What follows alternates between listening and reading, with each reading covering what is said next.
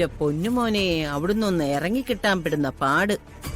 ഒന്ന് കാലെടുത്ത് മുന്നോട്ട് വെച്ചാ എവിടെ പോവാ, ആരെ കാണാൻ പോവാ, ഒരു 100 ചോദ്യങ്ങളാ. അല്ല, മോനെന്താ വരാൻ പറഞ്ഞേ? മുത്തശ്ശി, ഞാനൊരു പ്രധാനപ്പെട്ട കാര്യം മുത്തശ്ശിയെ ഏൽപ്പിക്കാൻ പോവാണ്. അത് നമ്മളെല്ലാവരും ഒരുപോലെ ശ്രമിക്കുന്ന ഒരു ലക്ഷ്യത്തിന് വേണ്ടിയാണ്. അല്ല, നീ എന്താന്ന് വെച്ചാ ഒന്ന് തെളിച്ചു പറ. രാധിക കണിമംഗലത്തുനിന്ന് പടിയിറങ്ങണമെന്ന് മുത്തശ്ശിക്ക് ആഗ്രഹമില്ലേ? ഉണ്ടോന്നോ? എന്റെ പ്രിയമോളുടെ സ്ഥാനത്തല്ലേടാ അവള് കേറിയിരിക്കുന്നത്. അവള് പുറത്തിറങ്ങിയ അതിലും വരെ സന്തോഷം എനിക്ക് വേറെ എന്താടാ ഉള്ളത്? എങ്കിൽ അതിനുള്ള മാർഗം തെളിഞ്ഞിട്ടുണ്ട്.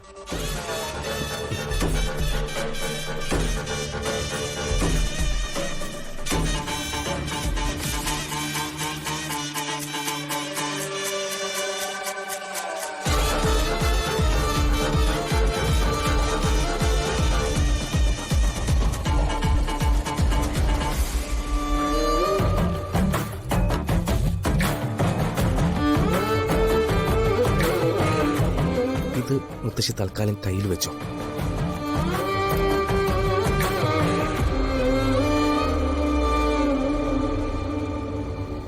യോ മോനെ, ഇത് സ്വർണ്ണമാണോടാ? അതെ, സ്വർണമാണെന്ന് മാത്രമല്ല, ഇത് കണിമംഗലത്ത് പാരമ്പര്യമായി സൂക്ഷിക്കുന്ന ആഭരണമാണ്. ഓ, നിനക്ക് ഇത്രയും സ്നേഹമുണ്ടെന്ന് ഞാൻ അറിഞ്ഞിരുന്നില്ല. ഓ, ഞാൻ കിടന്ന് പാടുപെടുന്നത് കണ്ടിട്ട് അവസാനം എനിക്കൊരു സമ്മാനം കൊണ്ടുവരാൻ നിനക്ക് തോന്നിയല്ലോ.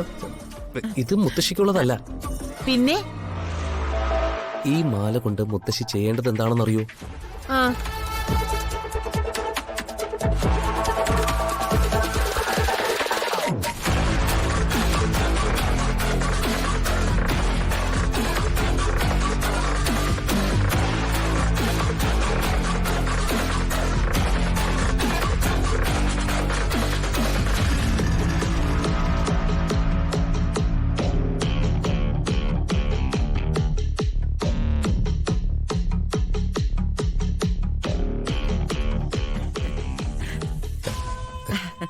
ഇതെങ്ങനെയുണ്ട്? നീ ആദ്യം പറഞ്ഞു തുടങ്ങിയപ്പോഴേ എനിക്കൊരു സംശയം ഉണ്ടായിരുന്നു. പക്ഷേ ഇത് കൊള്ളാം. നിന്റെ അമ്മ ഉർവശിയെ വിചാരിച്ച പോലൊന്നും അല്ല. തലയ്ക്കകത്തൊക്കെ നല്ല വളഞ്ഞ ബുദ്ധിയാ. മുത്തശ്ശി, അയ്യോ എടാ, ഈ വളഞ്ഞ ബുദ്ധി എന്ന് പറഞ്ഞാലേ അത്ര മോശം ബുദ്ധിയൊന്നുമല്ല. ശത്രുവിനെ വീഴ്ത്തുക എന്ന് പറഞ്ഞ ചെറിയ കാര്യമാണോ? അപ്പോ പറഞ്ഞ കാര്യം ഞാൻ ഏറ്റു. ആറ്റുവാശ്ശേരിയുടെ കാര്യം മുത്തശ്ശിയുടെ കയ്യില. കണിമംഗലത്തെ കാര്യം അമ്മ നോക്കിക്കോളൂ. അതിന്റെ റിസൾട്ട് രാധിക അവിടുന്ന് പടിയിറങ്ങുക എന്നുള്ളതാണ്.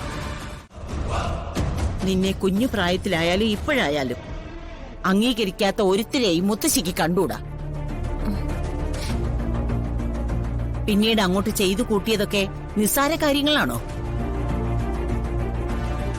നിനക്ക് ഓർമ്മയില്ലേ, അന്ന് കല്യാണ പന്തലി വെച്ച് അവളുടെ കഴുത്തിന്ന് താലിമാല ഊരിയെടുക്കണോന്ന് പറഞ്ഞപ്പോ നിന്റെ അമ്മ എനിക്ക് നേരെ ചാടിയത്? അവിടെ കണിമംഗലത്ത് നിനക്ക് കിട്ടാൻ പോകുന്ന സൗഭാഗ്യത്തെക്കുറിച്ചല്ലല്ലോ അവള് ചിന്തിച്ചത്. അതൊക്കെ രാധികയ്ക്ക് കിട്ടിക്കോട്ടെ എന്ന്. കണിമംഗലത്ത് വരുൺ നിന്നെ എത്ര അവഗണിച്ചു, അവിടെയുള്ളവര് നിന്നെ എത്ര ദ്രോഹിച്ചു. നിനക്ക് വേണ്ടി നിന്റെ അമ്മ ഒരു വാക്ക് പറഞ്ഞിട്ടുണ്ടോ? നിന്റെ കൂടെ എന്തെങ്കിലും ഒരു കാര്യത്തിന് നിന്നിട്ടുണ്ടോ? ഉണ്ടെങ്കി പറ. ഇല്ല മുത്തശ്ശി. ആ, എന്നിട്ട് നീ മരിച്ചു കഴിഞ്ഞു എന്ന വാർത്ത അവളുടെ കാതിലെത്തിയിട്ടേ അത് കാതിന്ന് ഇറങ്ങി പോകുന്നതിന് മുമ്പ് അവളെ പിടിച്ച് വരുണിന്റെ ഭാര്യയാക്കി. ഒരു 10 ജന്മം ജനിച്ച് അവൾ എനിക്ക് ദാസിവേല ചെയ്താലും ഈ കാര്യത്തിൽ യശോദയോടുള്ള വൈരാഗ്യം എനിക്ക് മാറില്ല. മുത്തശ്ശി, ലോകത്ത് ഒരു മുത്തശ്ശിയും കൊച്ചുമോളോട് ഇത്രയും സ്നേഹം കാണിച്ചിട്ടുണ്ടാവില്ല. ഞാൻ നിന്റെ കൂടെ നിൽക്കുമ്പോ അത് തെറ്റാണെന്നും അഹങ്കാരമാണെന്നും ഒക്കെ പറയുന്നവരുണ്ടാവാം. പറയുന്നവര് പറഞ്ഞോട്ടെ. മുത്തശ്ശിക്കേ നിന്നെ വലിയ ഇഷ്ടമാ.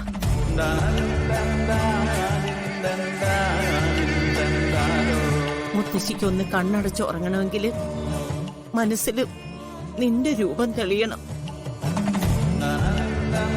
മുത്തശ്ശിയുടെ മരണം വരെ നിന്നെ ആരും കഷ്ടപ്പെടുത്താനും മുത്തശ്ശി സമ്മതിക്കില്ല.